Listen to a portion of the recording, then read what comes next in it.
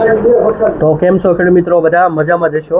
તો આગળ આપણે વિડીયોમાં ટાઇટલ તમે જોઈ શકો છો, મગફળી વિશે વાત કરશું.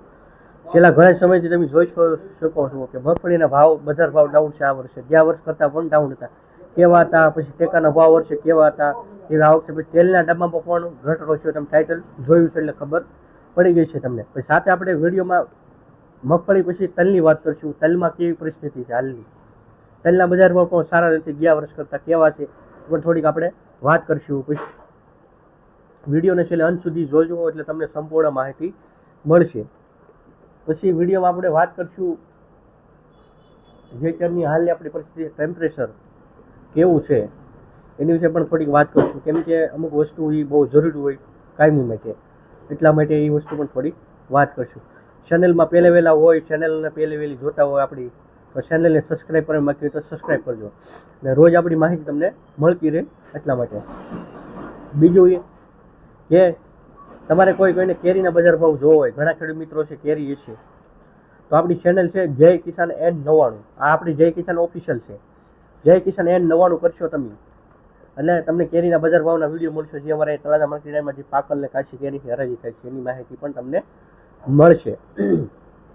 તો હવે આપણે જે મગફળીનો મેઇન મુદ્દો છે, તો મગફળીમાં આ વર્ષે વાવેતર કેટલું હતું એ બધું આપણે સંપૂર્ણ માહિતી. આ સિઝનમાં ગયા વર્ષ કરતાં મતલબમાં જે 2023-24નું સિઝન હતું, 23-2000 એની કરતાં 2024માં વધારે વાવેતર થયું હતું, એ તો બધાને ખબર જ છે.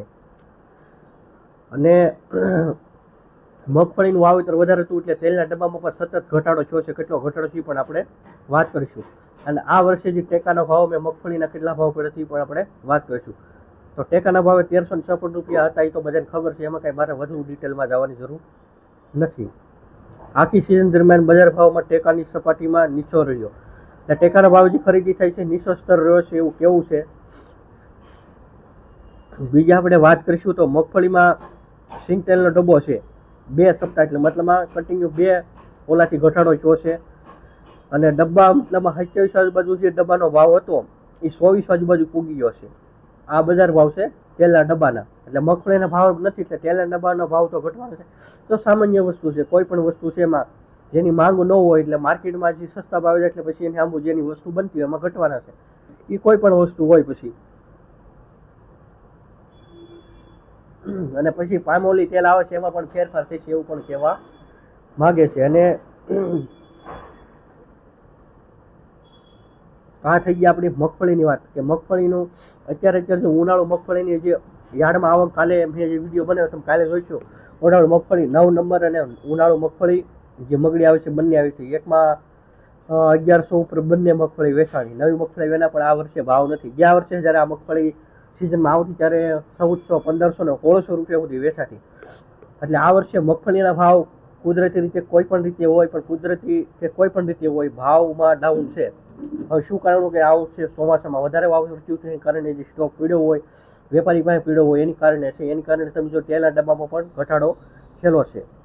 પછી આપણે વાત કરીશું તલની વાત કરીશું. તલના બજાર ભાવમાં જોઈશું તો તલના બજાર ભાવ આપણે જે ગત વર્ષે આની પહેલાં પણ આપણે એક એક્સ્ટ્રા વિડીયો આપ્યો પણ તો ફરીથી કહી દઈશું કેમ કે રોજ સબસ્ક્રાઈબર નવા હોય છે એટલા માટે.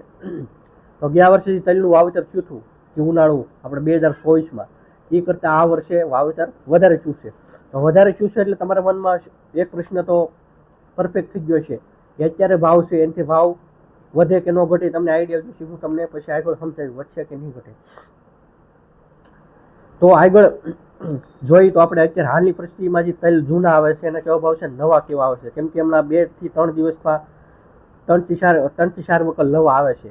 તેના કેવા ભાવ છે, એના 1900 રૂપિયાથી લઈને 2000 ઉપર હોય છે.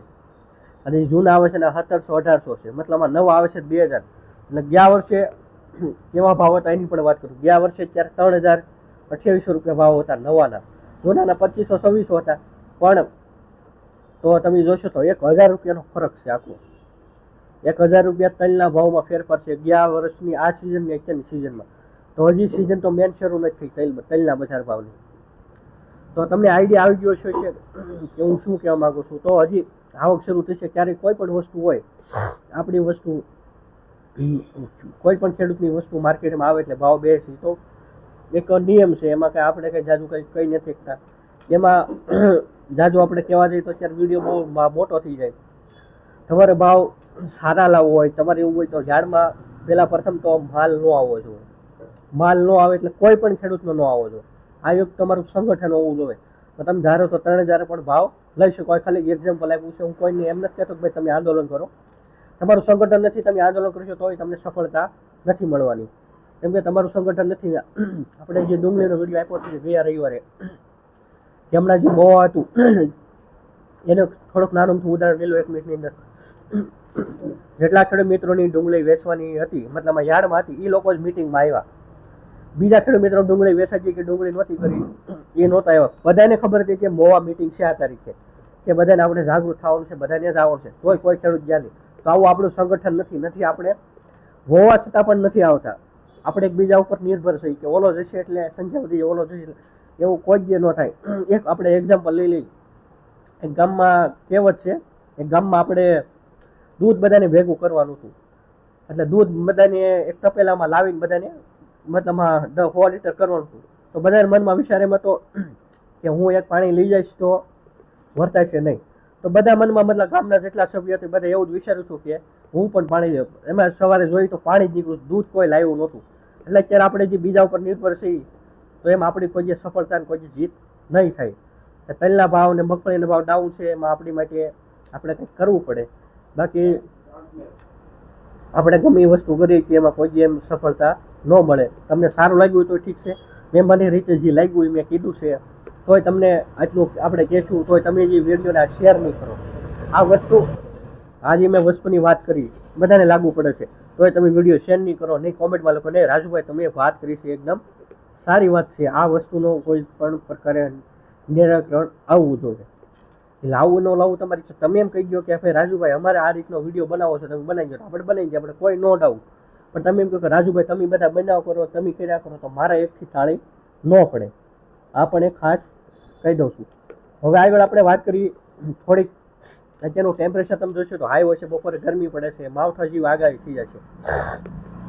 તેનું કારણ આપણે વૃક્ષો કાપ્યા છે, પણ વૃક્ષો સામે ઉગાડવા નથી. આપણે એક ખાસી વાત છે, વૃક્ષો વાવવા બહુ જરૂરી છે. તમે જોતા હશો અત્યારે IPL મેચ ચાલી રહી છે, એની અંદર જે બોલ રમાય નહીં, મતલબ ડોટ બોલ જાય, એમાં પણ આવે છે કે વૃક્ષો વાવવાના. તમે ટીવીમાં એડ જોતા હશો કે ગમે જોતા હશો, એમાં પણ આવે છે આ વર્ષે વૃક્ષ વાવવા જરૂરી છે. ક્યારે જરૂરી છે કે આ વસ્તુ જરૂરી છે, અને જે વસ્તુની જરૂર એની ઉપર આપણે કોઈ નિર્ભર રહેતા નથી. આ એક ઉદાહરણ તમને ઘણા મેં આપ્યા છે, ઘણી વખત આપ્યા પણ છે. વૃક્ષ વાવવા બહુ જરૂરી છે, જેથી આપણી હેલ્થ હોય જળવાઈ રહે.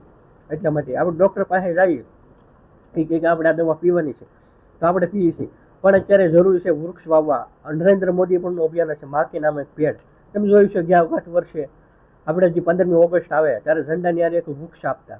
ઝંડો ઘરે લગાડવા માટે લીધા હતા, ત્યારે ખબર હોય તો આપણે રાષ્ટ્રીય ધ્વજ સાથે એક પેડ આપતા, ફૂલ આપતા, કે એક વૃક્ષ વાવે તો આપણે આવરણનું પર્યાવરણ સુધરે, ઓક્સિજન આપણને ભરપૂર પ્રમાણમાં મળે. પછી આપણે અત્યારે ઉનાળામાં એસી લઈ આવે તો ટાઈમ પરવારી ઇલાજ છે, પણ કાયમી માટે ઇલાજ છે. આપણે ઉનાળો ગમે ત્યારે આવે આપણે એસીની જરૂર ન પડે. એની માટે એક જ ઉપાય છે, વૃક્ષ વાવવું બહુ જરૂરી છે ને જરૂરી છે કાયમી માટે.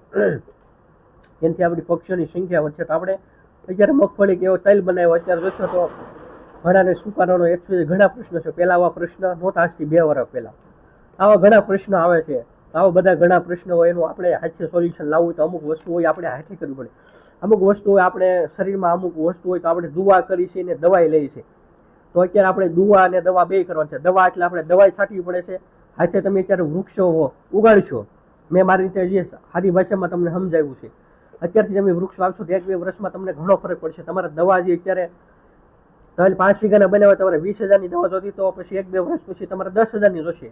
આ તમે અત્યારથી નહીં પ્રયોગ કરો તો તમને ખબર નહીં પડે. એટલા માટે કોઈ પણ વસ્તુ હોય એને તમે હાથથી નહીં અજમાવો ત્યાં સુધી તમને ખબર નહીં પડે. મેં તમને મગફળીની વાત કરી દીધી, તલની વાત કરી દીધી, સાથે એક આજે તમારો ફાયદો થાય એ પણ વાત કરી દીધી છે. તો હજી કહું છે કોઈ ચેનલને સબસ્ક્રાઈબ કરવાની બાકી હોય તો સબસ્ક્રાઈબ કરી નાખતો, જેથી રોજ તમને માહિતી આપણી મળતી રહે. તો મળશું આગળ કાલે નેક્સ્ટ વિડીયો સાથે. આભાર બધાને.